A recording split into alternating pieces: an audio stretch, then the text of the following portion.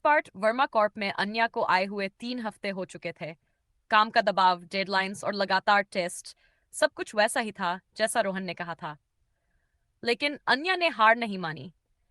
देर रात तक फाइलें, प्रेजेंटेशन, डेटा एनालिसिस, वह हर काम चुपचाप करती रही। धीरे धीरे उसके काम की चर्चा होने लगी।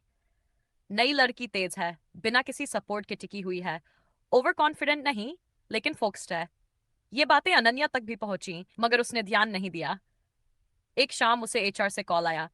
अनन्या, कल सुबह चेयरमैन के केबिन में रिपोर्ट कीजिए। फोन करते ही उसका दिल जोर से धड़कने लगा। क्या किसी को सच पता चल गया? अगली सुबह वह तय समय से 5 मिनट पहले पहुंच गई। आदित्य वर्मा खिड़की के पास खड़े थे। उन्होंने मुड़कर देखा। आज पहली बार चेयरमैन नहीं, एक पिता जैसे। बैठो, उन्होंने कहा। अन्या बैठ गई, लेकिन आंखें उठाने की हिम्मत नहीं हुई। मैंने तुम्हारी फाइल देखी, आदित्य बोले। पिछले 3 हफ्तों में तुमने जितना काम किया है, उतना कई लोग 3 महीने में भी नहीं करते। अन्या ने बस सिर हिलाया।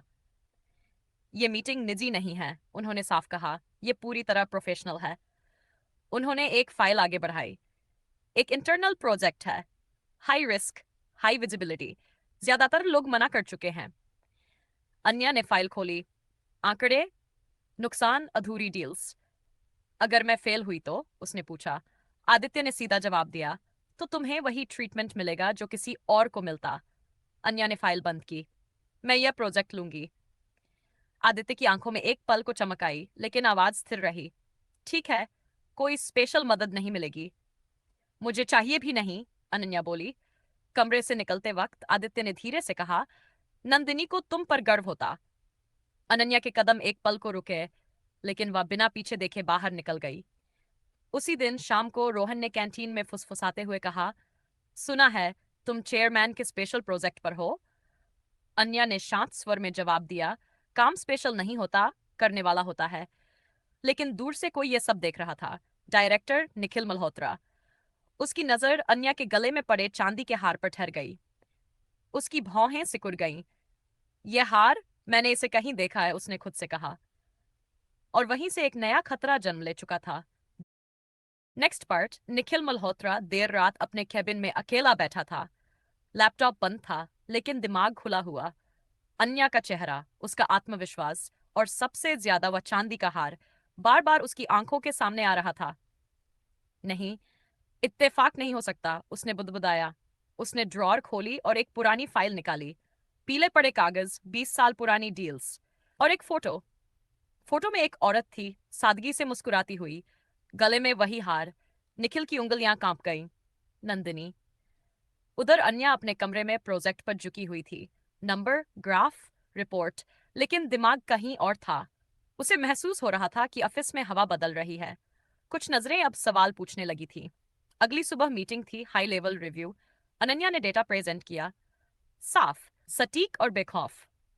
कमरे में बैठे सीनियर्स प्रभावित थे, सिवाय एक के। ये एनालिसिस बहुत परफेक्ट है, निखिल ने ठंडी मुस्कान के साथ कहा। इतनी जल्दी इतना क्लैरिटी, शक होता है। कमरे में सन्नाटा छा गया। अनन्या ने सीधे उसकी आंखों में देखा। अगर काबिलियत शक लगने लगे तो शायद समस्या नतीजों में नहीं, नजरिए में होती है। कुछ लोग चौंक गए। आदित्य वर्मा ने पहली बार मीटिंग में हस्तक्षेप किया।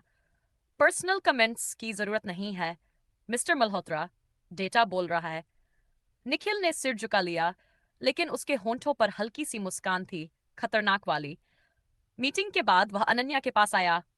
तुम्हारी माँ का नाम क्या था? अनन्या सख्त हो गई।